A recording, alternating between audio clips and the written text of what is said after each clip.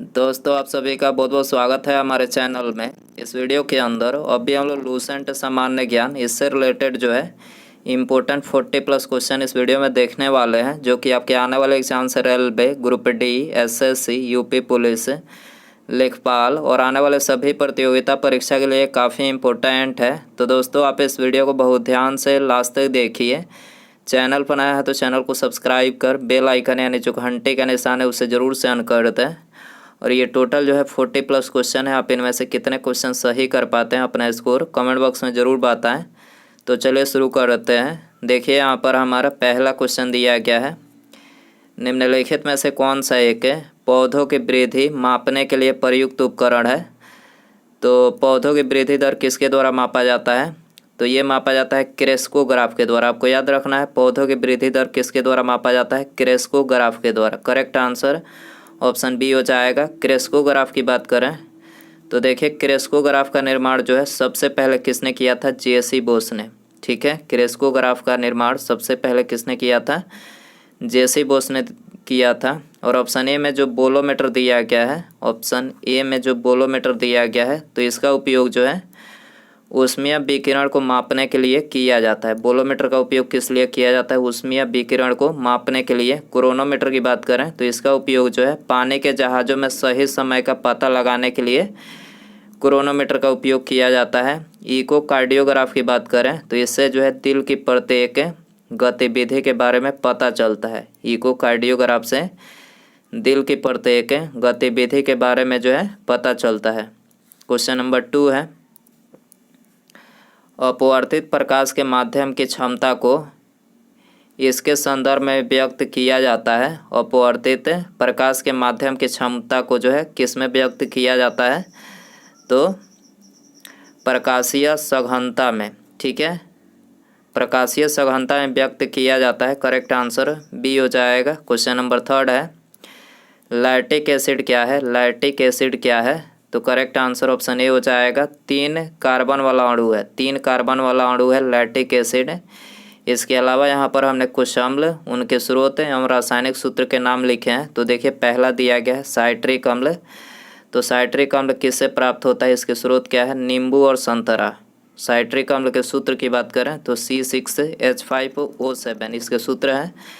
Butyric अम्ल की बात करें तो खट्टे मक्खन जो है इसका स्रोत है। और ब्यूटारिक अम्ल का जो सूत्र है वो है CH3CH2CH2COOH इसका सूत्र है। हाइड्रोक्लोरिक अम्ल की बात करें तो ये जठर रस से प्राप्त होता है और इसका सूत्र है HCl। फार्मिक अम्ल की बात करें तो चींटी के डंक में पाया जाता है और इसका सूत्र है HCOOH। HCOOH जो है फार्मिक अम्ल का सूत्र है। लैक्टिक अम्ल की बात करें तो खट्टा दूध, दही, थकान में, मनुष्य के मांसपेशी में ये होता है और इसका जो सूत्र है वो है C3H6O3। C3H6O3 जो है लैक्टिक अम्ल का सूत्र है। क्वेश्चन नंबर 4 है, पौधे से बीज में भ्रूण होता है जो उचित परिस्थितियों में अंकुरित हो जाता है। इस प्रक्रिया को इनमें से किसके रूप में जाना जाता है? तो देखिए इस प्रक्रिया को जो है अंकुरन के रूप में जाना जाता है। करेक्ट आंसर ऑप्शन ए हो जाएगा। क्वेश्चन नंबर 5 है, किस पीढ़ी के कंप्यूटर भारी, वैक्यूम ट्यूब आधारित और महंगे थे? किस पीढ़ी के कंप्यूटर भारी, वैक्यूम ट्यूब आधारित और महंगे थे? तो ये थे पहली जो पीढ़ी थी वो थी। तो करेक्ट आंसर ऑप्शन सी हो जाएगा। क्वेश्चन नंबर 6 है, मनुष्य में निम्नलिखित में से किसकी ऑक्सीजन के लिए उच्च आत्मीयता है? ऑक्सीजन के लिए उच्च आत्मीयता इनमें से किसकी है? तो हीमोग्लोबिन की है। ठीक है, करेक्ट आंसर बी हो जाएगा। हीमोग्लोबिन की बात करें तो आरबीसी में एक विशेष प्रकार का प्रोटीन वर्णक हीमोग्लोबिन पाया जाता है, जिसके कारण से रक्त जो होता है वो लाल दिखाई देता है। रक्त का लाल रंग किसके कारण से होता है? ये एग्जाम में पूछा जाए तो हीमोग्लोबिन के कारण से होता है। लाल रक्त कणिकाओं को क्या बोला जाता है? इरिथ्रोसाइट। ठीक है, इरिथ्रोसाइट बोला जाता है आरबीसी को।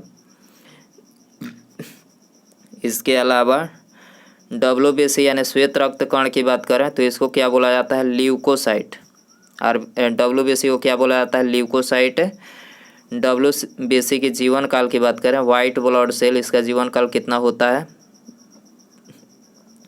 तो देखिए इसका जो जीवन काल होता है वो होता है 1 से 4 दिनों का। जबकि RBC की बात करें तो देखिए RBC रेड ब्लड सेल, इसका जीवन काल होता है 100 से लेकर 120 दिनों का जो है इसका जीवन काल होता है।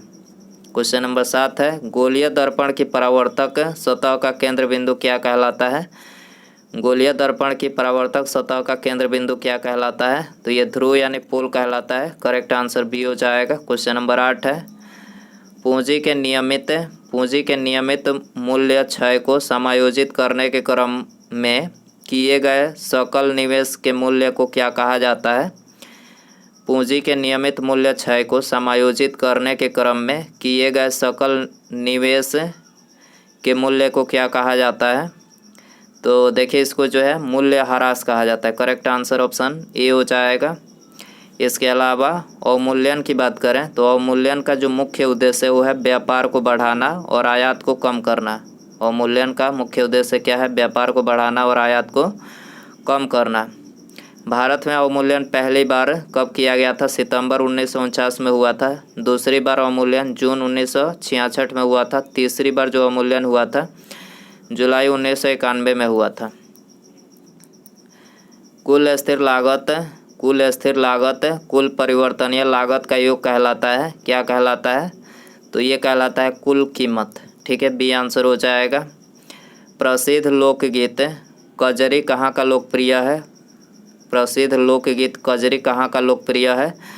तो कजरी की बात करें उत्तर प्रदेश का लोकप्रिय है। करेक्ट आंसर ये हो जाएगा। क्वेश्चन नंबर 11 है, www के लिए इनमें से किस प्रोटोकॉल का प्रयोग किया जाता है? तो www के लिए जो है ये HTTP प्रोटोकॉल का उपयोग किया जाता है। करेक्ट आंसर ऑप्शन डी हो जाएगा। इसके अलावा HTTP की फुल फॉर्म की बात करें तो इसका फुल फॉर्म होता है हाइपर टेक्स्ट ट्रांसफ़र इसका फुल फॉर्म होता है। प्रोटोकॉल HTML का पूर्ण रूप की बात करें HTML की तो हाइपर टेक्स्ट मार्कअप लैंग्वेज जो है इसका फुल फॉर्म होता है। FTP का फुल फॉर्म क्या होता है? फाइल ट्रांसफ़र प्रोटोकॉल इसका फुल फॉर्म होता है। TCP का फुल फॉर्म क्या होता है? पूर्ण रूप ट्रांसमिशन कंट्रोल प्रोटोकॉल। याद रखना है आपको। इनमें से किस इस्पात संयंत्र की स्थापना छत्तीसगढ़ के दुर्ग जिले में रूसी सहयोग से की गई थी और इसमें 1959 में उत्पादन शुरू हुआ था? तो कौन सा इस्पात संयंत्र है? तो यह है भिलाई इस्पात संयंत्र। ठीक है, करेक्ट आंसर सी हो जाएगा। इनमें से किसकी स्थापना लीग ऑफ नेशंस के स्थान पर की गई थी? तो संयुक्त राष्ट्र यानी यूनाइटेड नेशन की जो स्थापना की गई थी लीग ऑफ नेशन के स्थान पर किया गया था। आंसर हो जाएगा बी। इनमें से किसे मिल्क मैन ऑफ इंडिया कहा जाता है? मिल्क मैन ऑफ इंडिया किसे बोला जाता है? तो वर्गीज कुरियन को बोला जाता है। करेक्ट आंसर ये हो जाएगा। इनमें से किस चिकित्सक ने भारत आकर 1974 से 1815 तक बंगाल मेडिकल सर्विस में कार्य किया और भारत के कई विविध क्षेत्रों में महत्वपूर्ण सर्वेक्षण एवं खोज की? किसने किया था? तो ये किया था फ्रांसिस बुकानन ने। ठीक है, करेक्ट आंसर ये हो जाएगा। 1948 में वैश्विक व्यापार को विनियमित करने के लिए गेट की स्थापना की गई थी। गेट का फुल फॉर्म क्या है? तो देखिए गेट का जो फुल फॉर्म है वो है general agreement on tariffs and trade. General agreement on tariffs and trade जो है इसका फुल फॉर्म है। करेक्ट आंसर सी हो जाएगा। वेल्थ ऑफ नेशंस नामक पुस्तक के लेखक कौन है? वेल्थ ऑफ नेशन किसके द्वारा लिखा गया था? तो ये एडम स्मिथ के द्वारा लिखा गया था। करेक्ट आंसर ये हो जाएगा। मनोरा का किला कहाँ स्थित है? मनोरा का किला कहाँ स्थित है? तमिलनाडु में स्थित है। करेक्ट आंसर बी हो जाएगा। इसके अलावा यहाँ पर हमने महत्वपूर्ण किला और उनके स्थानों के नाम लिखे हैं। ठीक है, पहला दिया गया है मेहरगढ़ का किला, ये कहाँ पर है? राजस्थान में है। ग्वालियर का किला मध्य प्रदेश में। चित्तौड़गढ़ का किला राजस्थान में। सोनार का किला राजस्थान में। कांगड़ा का किला हिमाचल प्रदेश में। कुंभलगढ़ का किला राजस्थान में। गोंजी का किला तमिलनाडु में, सेंट जॉर्ज का किला मद्रास में, लुई का किला पांडिचेरी में, रोहतासगढ़ का किला बिहार में। लॉकडाउन में कौन सी धारा लगाई जाती है? लॉकडाउन में कौन सी धारा आप सभी को पता होना चाहिए। धारा 144 लगाई जाती है। ठीक है, सी आंसर हो जाएगा। दोस्तों, यदि आपको वीडियो पसंद आ रहा है तो प्लीज़ वीडियो को लाइक करें, अपने दोस्तों में शेयर करें और चैनल पर आए हैं तो चैनल को सब्सक्राइब करके बेल आइकन ऑन करके ऑल नोटिफिकेशन पर क्लिक करें, ताकि जब भी मैं कोई नई वीडियो अपलोड करूं उसका नोटिफिकेशन जो है आपको सबसे पहले मिल सके। तो सब्सक्राइब करने के बाद बेल आइकन ऑन रखें। मनुष्य के कान में हड्डियों की संख्या कितनी होती है? वेरी इंपॉर्टेंट क्वेश्चन है ये, आपको पता होना चाहिए। मनुष्य के जो कान होती है उसमें हड्डियों की जो संख्या होती है 6 होती है। एक कान में 3 हड्डियाँ पाई जाती है और एक कान में 3, मतलब दोनों कान में मिलाकर 6 हड्डियाँ जो है मनुष्य के कान में होती है। ठीक है, क्वेश्चन नंबर 21 है, इनमें से कौन सा राज्य बॉक्साइट का सबसे बड़ा उत्पादक है? कौन सा राज्य बॉक्साइट का सबसे बड़ा उत्पादक है? तो उड़ीसा जो है बॉक्साइट का सबसे बड़ा उत्पादक है। डी आंसर हो जाएगा। जब लोगों को बजट के माध्यम से वित्त पोषित किया जाता है और सार्वजनिक वस्तुओं को किसी भी प्रत्यक्ष भुगतान से मुफ्त उपलब्ध कराया जाता है, इसे क्या कहा जाता है? तो देखिए, इसे बोला जाता है सार्वजनिक प्रावधान। ठीक है, इसे सार्वजनिक प्रावधान बोला जाता है। सी आंसर हो जाएगा। निम्नलिखित में से किसने पाकिस्तान के गठन की मांग का विरोध किया? किसने पाकिस्तान के गठन की मांग का विरोध किसने किया था? तो ये खान अब्दुल गफ्फार खान ने किया था। सी आंसर हो जाएगा। निम्नलिखित में से कौन भारत में सबसे नवीनतम नाभिकीय ऊर्जा संयंत्र है? भारत में सबसे नवीनतम नाभिकीय ऊर्जा संयंत्र कौन सा है? तो ये है कुंडनकुलम है। बी आंसर हो जाएगा। कुंडनकुलम नाभिकीय संयंत्र कहाँ स्थित है? तमिलनाडु में स्थित है। इसके अलावा तारापुर की बात करें, तारापुर नाभिकीय रिएक्टर कहाँ है? महाराष्ट्र में है। नरौरा नाभिकीय रिएक्टर कहाँ है? उत्तर प्रदेश में है। प्रसिद्ध उपन्यास अनटचेबल किसके द्वारा लिखा गया था? अनटचेबल किसके द्वारा लिखा गया था? तो ये मुल्क राज आनंद के द्वारा लिखा गया था। बी आंसर हो जाएगा। इनमें से किस रेशेदार फसल का प्रयोग मोटे कपड़े, बैग, थैले होगा और सजावटी सामान बनाने के लिए किया जाता है? किसका उपयोग किया जाता है? जूट का। ठीक है, तो ऑप्शन सी यहाँ पर करेक्ट हो जाएगा। जूट की बात करें तो जूट के प्रमुख उत्पादक राज्य हैं पश्चिम बंगाल, बिहार और असम। जूट का उत्पादन सबसे अधिक इन्हीं राज्यों में होते हैं, पश्चिम बंगाल, बिहार, असम, ये प्रमुख उत्पादक राज्य हैं। भारत के संविधान का कौन सा अनुच्छेद राज्यपाल की नियुक्ति से संबंधित है? राज्यपाल की नियुक्ति कौन से अनुच्छेद के अंतर्गत किया जाता है? अनुच्छेद 155 के अंतर्गत। डी आंसर हो जाएगा। इसके अलावा अनुच्छेद 153 की बात करें तो इसके अनुसार जो है एक या एक से अधिक राज्यों का एक राज्यपाल हो सकता है। ठीक है, अनुच्छेद 153 में क्या लिखा बताया गया है कि एक या एक से अधिक राज्यों का एक राज्यपाल हो सकता है। अनुच्छेद 154 की बात करें तो इसमें जो है राज्य की कार्यपालिका शक्ति राज्यपाल में निहित है। भारतीय संविधान के अनुच्छेद 155 के अनुसार राज्यपाल का कार्यकाल राष्ट्रपति के प्रसाद पर्यंत अपने पद पर रहते हैं। सामान्यतः राज्यपाल की नियुक्ति 5 साल के लिए किया जाता है। अनुच्छेद 157 में क्या बोला गया है? राज्यपाल बनने की योग्यताएं जो है इसमें दी गई है। राज्यपाल बनने की योग्यताएं 157 में 159 की बात करें तो इसके तहत राज्य के उच्च न्यायालय के मुख्य न्यायाधीश राज्यपाल को शपथ दिलाते हैं। 159 में के तहत राज्य के उच्च न्यायालय जो हैं ये मुख्य न्यायाधीश, राज्य के उच्च न्यायालय के जो मुख्य न्यायाधीश है वो राज्यपाल को शपथ दिलाते हैं। किस अनुच्छेद में है? अनुच्छेद 159 में है। एमनेस्टी इंटरनेशनल नामक संगठन इनमें से किसकी सुरक्षा पर केंद्रित है? तो मानवाधिकार की सुरक्षा पर केंद्रित है एमनेस्टी इंटरनेशनल। ठीक है, तो आंसर हो जाएगा ऑप्शन बी। क्वेश्चन नंबर 29 है। इसके अलावा एमनेस्टी इंटरनेशनल का मुख्यालय पूछा जाए कहाँ पर है? लंदन में है। एमनेस्टी इंटरनेशनल की स्थापना कब की गई थी? 1961 में किया गया था।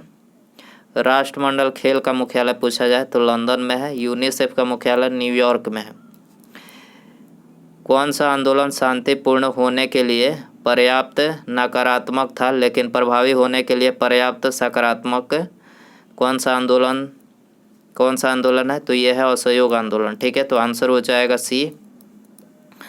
1793 में अस्थाई बंदोबस्त लागू होने के समय बंगाल का गवर्नर जनरल कौन था? तो उस टाइम पे जो बंगाल का गवर्नर जनरल था वो था लॉर्ड कॉर्नवालिस। ठीक है, करेक्ट आंसर सी हो जाएगा। जय जवान जय किसान का प्रसिद्ध नारा किसने दिया था? जय जवान जय किसान का प्रसिद्ध नारा किसने दिया था? तो इसका नारा जो है लाल बहादुर शास्त्री ने दिया था। करेक्ट आंसर ये हो जाएगा। प्रमुख नारा और व्यक्ति यहाँ पर हमने लिखे हैं। पहला दिया गया है इनकलाब जिंदाबाद, तो इसका नारा भगत सिंह ने दिया था। वंदे मातरम बंकिम चंद्र चट्टोपाध्याय ने दिया था। जय हिंद सुभाष चंद्र बोस ने दिया था। जय जवान जय किसान और जय विज्ञान, इसका नारा जो है अटल बिहारी वाजपेयी ने दिया था। वापस वेदों की ओर स्वामी दयानंद सरस्वती ने नारा दिया था। गरीबी हटाओ का नारा इंदिरा गांधी ने दिया था। शांति संपूर्ण क्रांति जयप्रकाश नारायण ने ये नारा दिया था। तो आपको याद रखना है। भारत में सीमा सड़क संगठन यानी बॉर्डर रोड ऑर्गेनाइजेशन की स्थापना कब की गई थी? तो इसकी स्थापना मई 1960 में। याद रखना है, ऑप्शन ए यहाँ पर करेक्ट हो जाएगा। पंचशील समझौतों का प्रतिपादक कौन थे? पंचशील समझौतों का प्रतिपादक कौन थे? तो इसके प्रतिपादक थे पंडित जवाहरलाल नेहरू। ठीक है, आंसर हो जाएगा सी। महात्मा गांधी ने निम्नलिखित भारतीय राष्ट्रीय कांग्रेस अधिवेशनों में से किस एक में सर्वप्रथम भाग लिया था? महात्मा गांधी ने निम्न भारतीय राष्ट्रीय कांग्रेस अधिवेशनों में से किस एक में सर्वप्रथम भाग लिया था? तो किस में भाग लिया था? कोलकाता अधिवेशन में भाग लिया था। ठीक है, तो आंसर हो जाएगा डी। भारत की आत्मा गांव में निवास करती है। भारत की आत्मा गांव में निवास करती है, यह कथन किसका है? तो देखिए यह कथन जो है महात्मा गांधी जी का है। डी आंसर हो जाएगा। भारत सेवक समाज की स्थापना किसने की थी? भारत सेवक समाज की स्थापना किसने की थी? गोपाल कृष्ण गोखले ने किया था। ठीक है, करेक्ट आंसर बी हो जाएगा। मोती मस्जिद किस नगर में स्थित है? मोती मस्जिद किस नगर में स्थित है? आगरा में स्थित है। करेक्ट आंसर ए हो जाएगा। मोनालिसा का प्रसिद्ध पेंटिंग किसने बनाया था? मोनालिसा का प्रसिद्ध पेंटिंग किसने बनाया था? लियोनार्डो दा विंसी ने बनाया था। Leonardo da Vinci. ठीक है, आंसर हो जाएगा ऑप्शन बी। क्वेश्चन नंबर 39 है। विश्व का पहला मानव हृदय प्रत्यारोपण किसने किया था? विश्व का पहला सफल मानव हृदय प्रत्यारोपण किसने किया था? तो ये किया था क्रिश्चियन बर्नार्ड ने। ठीक है, आंसर हो जाएगा बी। काजू की खेती के लिए कौन सी मिट्टी सर्वाधिक उपयुक्त है? काजू की खेती के लिए जो है कौन सी मिट्टी जो है सर्वाधिक उपयुक्त है?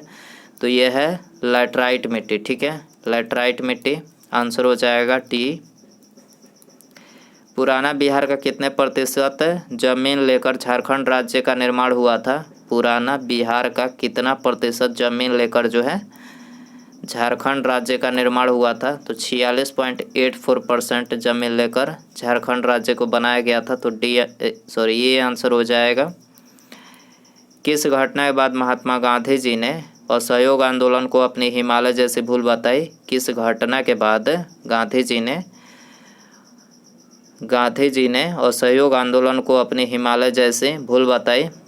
तो ये चौरी चौरा कांड नहीं होता, मतलब इसी कारण से जो है असहयोग आंदोलन महात्मा गांधी जी ने वापस लिया। इसी को मतलब गांधी जी ने क्या बोला कि हिमालय जैसी भूल इसी को बताया था। ठीक है, तो आंसर हो जाएगा ऑप्शन ए। तो दोस्तों ये थे लूसेंट सामान्य ज्ञान के इंपॉर्टेंट 40+ क्वेश्चन। आई होप कि वीडियो जो है आपको पसंद आया रहेगा। पसंद आया तो प्लीज़ वीडियो को लाइक करें, अपने दोस्तों में शेयर करें, और चैनल पर आया है तो चैनल को सब्सक्राइब करके बेल आइकन यानी जो घंटी का निशान है उसे ज़रूर से ऑन कर दें। ठीक है, मिलते हैं अगले वीडियो में। नमस्कार, जय हिंद, जय भारत।